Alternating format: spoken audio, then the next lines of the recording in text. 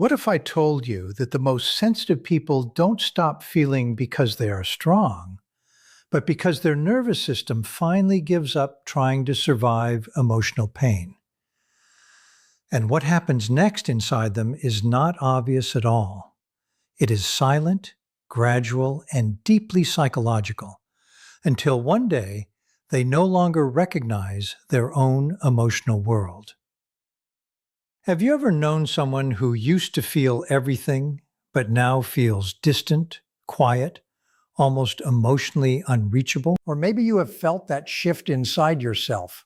Stay with this, because what happens internally when an empath is repeatedly hurt is not just emotional damage. It is a complete restructuring of how the mind and body respond to connection itself. There is a certain kind of person who feels everything, not in a poetic sense, but in a way that becomes the operating system of their entire existence.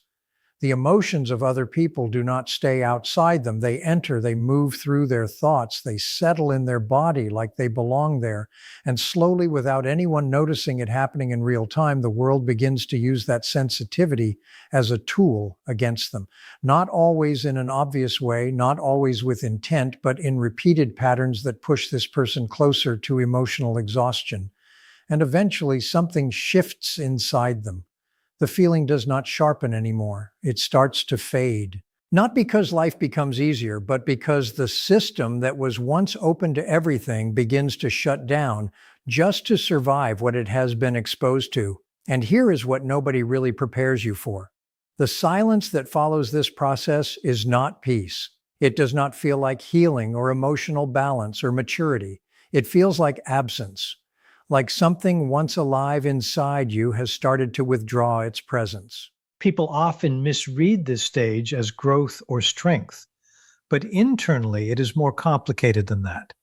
It is the soundless collapse of something that used to respond to everything. A person who once registered every emotional frequency in a room begins to feel nothing in the same environment. And this change does not arrive dramatically. It arrives quietly, in moments where they realize they are no longer reacting the way they used to. Stay with this idea, because what happens next is not just emotional, it is deeply connected to how the human nervous system adapts under pressure. When someone who has been emotionally sensitive for most of their life starts to shut down, it is not random. It is the brain reorganizing itself under sustained emotional overload. And if you have ever felt that you loved too deeply, understood too quickly, or carried emotions that were not even yours, then what follows is not just explanation. It is context for something you may already be living through without fully understanding it. To understand this properly, we have to move away from the casual way the word empath is often used. It is not a personality label or a soft trait or an aesthetic identity. In psychological terms, what people refer to as deep empathy is often tied to heightened sensitivity in neural processing systems that track emotional cues. The brain does not just observe emotions in others, it simulates them internally. This is part of how humans connect, but in some individuals, this simulation response is significantly amplified. It becomes immediate, intense, and bodily. So when someone else feels pain, the observer does not just recognize it, they experience a version of it internally. At the biological level, systems involving neural mirroring contribute to this experience. The brain is designed to reflect social information so we can understand others. But in highly sensitive individuals, this reflection does not stay at a cognitive level. It becomes somatic. The chest tightens, the throat reacts, the internal state shifts as if the emotion belongs to them directly. This creates a condition where emotional boundaries become less defined. It is not imagination, and it is not exaggeration. It is a heightened calibration of systems that most people experience at a lower intensity. And because of this, the emotional environment becomes just as real as the physical one. This level of perception creates something extraordinary and something deeply difficult at the same time.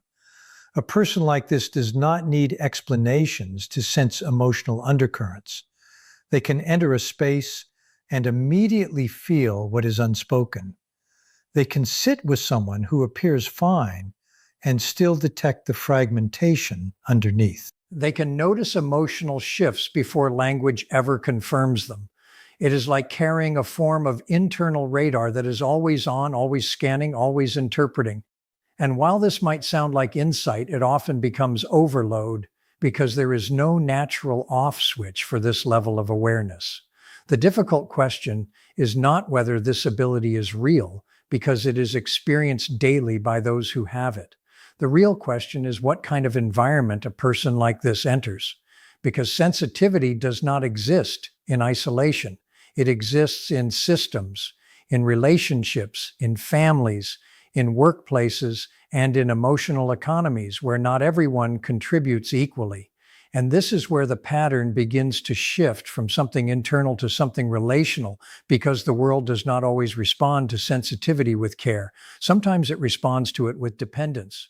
There are individuals who are drawn to emotionally sensitive people, not because they understand them, but because they can access something through them. Emotional support, patience, forgiveness, and understanding become resources that are quietly taken rather than mutually shared. These patterns are not always conscious. Often they are learned behaviors from people who have never developed emotional regulation themselves. But the impact on the sensitive person is still the same. They become the stabilizer for emotional instability that is not their own responsibility to carry. And over time, this dynamic creates a predictable imbalance. The sensitive person begins to absorb emotional states that are not theirs. They start taking responsibility for other people's reactions. They apologize more than they should. They stay longer than they should. They explain themselves repeatedly, even when they have done nothing wrong. Not because they lack intelligence or awareness, but because their internal system prioritizes emotional resolution over self-protection. And in that prioritization, their own boundaries slowly weaken. The tragedy of this pattern is not that sensitivity exists.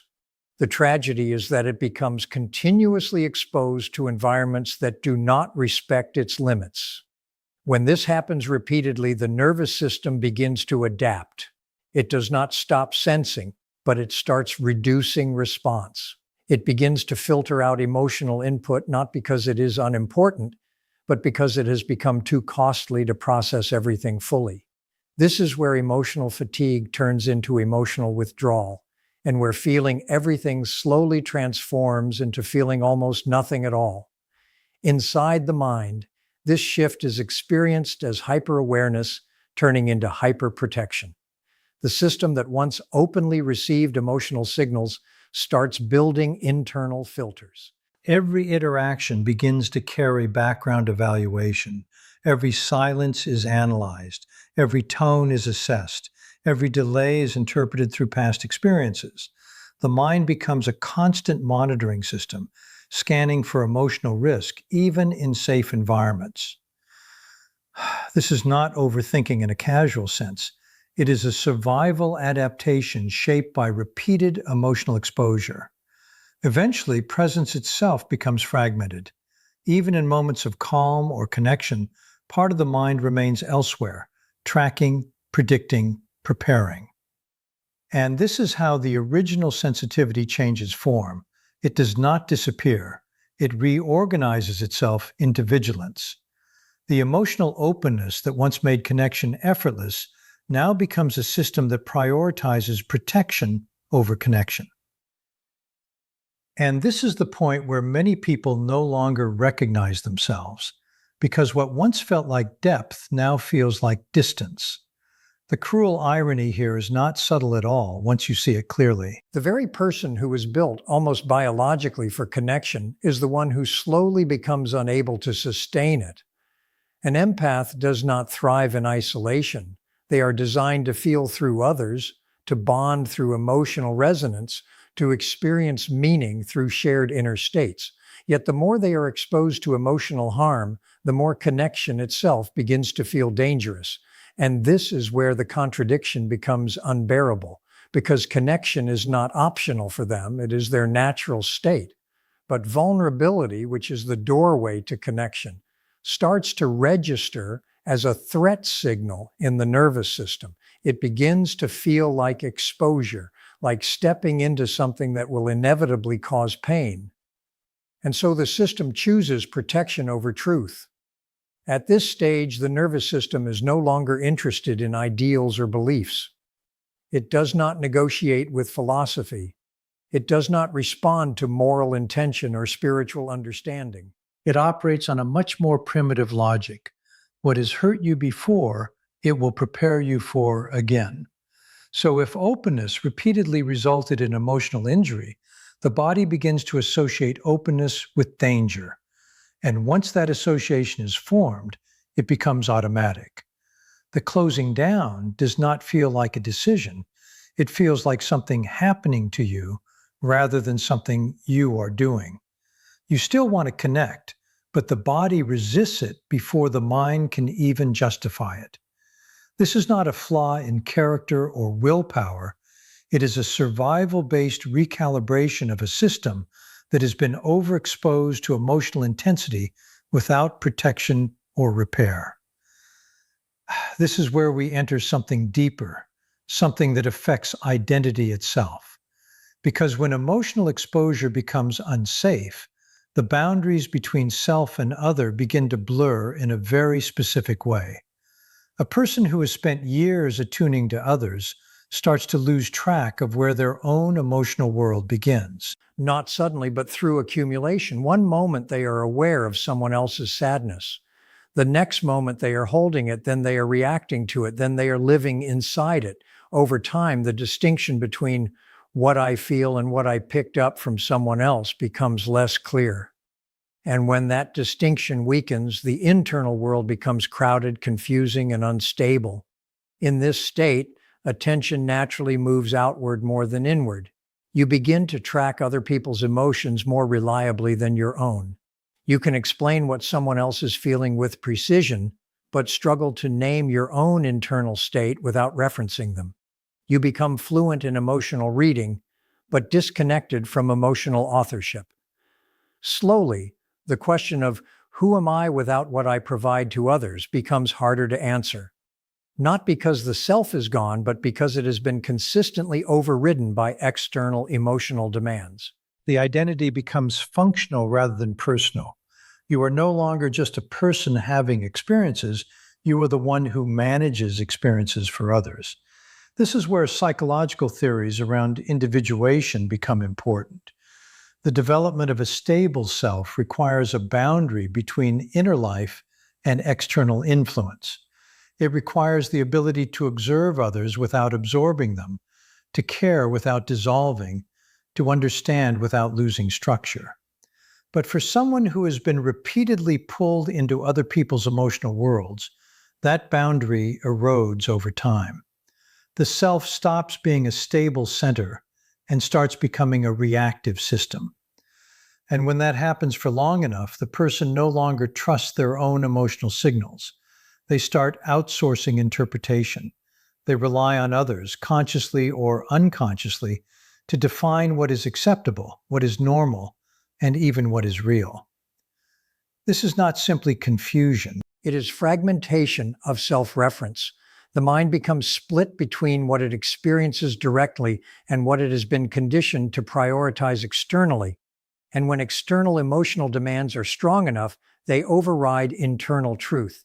You begin to question your own reactions more than you question the behavior that triggered them.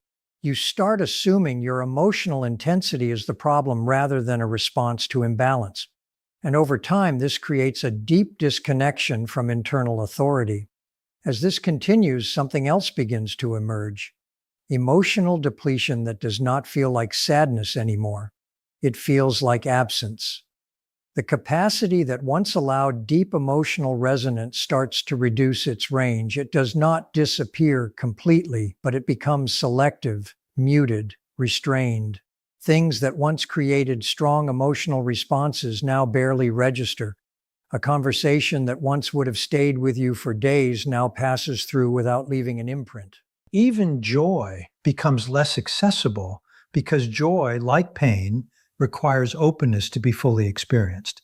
And openness is exactly what the system is trying to limit.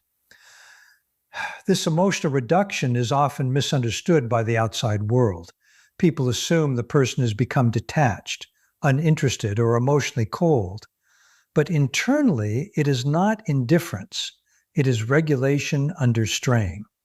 The system is not refusing emotion. It is reducing exposure to emotion because exposure has become associated with cost. The sensitivity that once made life vivid begins to dim, not because it is gone, but because it has been dialed down for protection. And the tragedy here is that the same mechanism that reduces pain also reduces depth. The ability to feel less suffering comes at the price of feeling less aliveness. Over time, this leads to a state where the person no longer fully trusts their emotional responses. Because they remember what they used to feel, and what they feel now does not match that memory. There is a gap between emotional history and emotional present, and in that gap, confusion grows. Am I changing or am I shutting down? Am I healing or am I losing something essential? These questions do not have immediate answers because the process is gradual, not linear. It is not a switch from feeling to not feeling. It is a slow recalibration of thresholds. Eventually, another layer appears beneath all of this: internalized emotional judgment. After repeated experiences of being told directly or indirectly that your emotional responses are too much, too sensitive, or too intense, those interpretations begin to turn inward. The mind starts to repeat what it has heard, not as memory, but as self-evaluation. The external voice becomes internal dialogue, and over time, this internal dialogue becomes indistinguishable from personal thought. At that point, self-perception is no longer neutral. It is shaped by accumulated emotional feedback from others. And because that feedback was often delivered in moments of conflict or imbalance, it carries distortion. The person begins to evaluate themselves through the lens of people who are often overwhelmed by their sensitivity, rather than through an accurate understanding of their nature. And this is how internal criticism is formed, not from truth, but from repeated relational conditioning. And yet, even in this state of withdrawal, something remains intact. The original sensitivity does not disappear. It becomes buried, regulated, partially inaccessible, but not destroyed. It is still there, underneath the adaptation. The capacity for deep connection is still present, but guarded. The emotional system is still capable of resonance, but cautious about activation. What has changed is not the essence of the person, but the conditions under which that essence is allowed to operate safely. And this is why the withdrawal is often misunderstood. From the outside, it looks like loss of feeling, but from the inside, it is more like a system that has learned to limit exposure in order to survive. The challenge is that survival and living fully are not the same thing. And when a person spends too long in survival mode, they begin to forget what unguarded emotional life used to feel like. The withdrawal is not indifference. It is self-preservation in its most basic and unavoidable form. It is the psyche, after years of open doors that led to repeated emotional injury, finally deciding that access must be restricted. Not out of punishment, not out of bitterness, but out of necessity. The gates close not because connection is unwanted, but because unfiltered connection has proven unsustainable. And for the empath, this realization arrives like a slow internal shift rather than a single moment of clarity. It is learned through accumulation, through patterns that repeat until the nervous system stops interpreting openness as safety. The deeper truth here is that openness without discernment is not a virtue. It is not purity, and it is not emotional enlightenment. It is exposure without structure. It becomes a doorway through which emotional harm can repeatedly enter without resistance.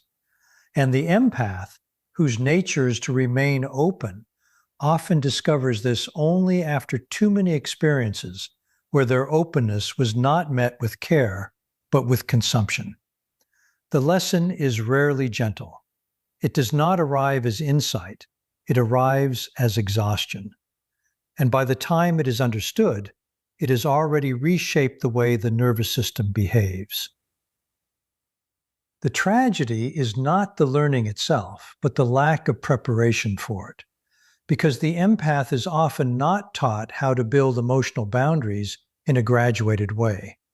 There is no training in selective openness, no guidance in how to differentiate between safe connection and unsafe attachment.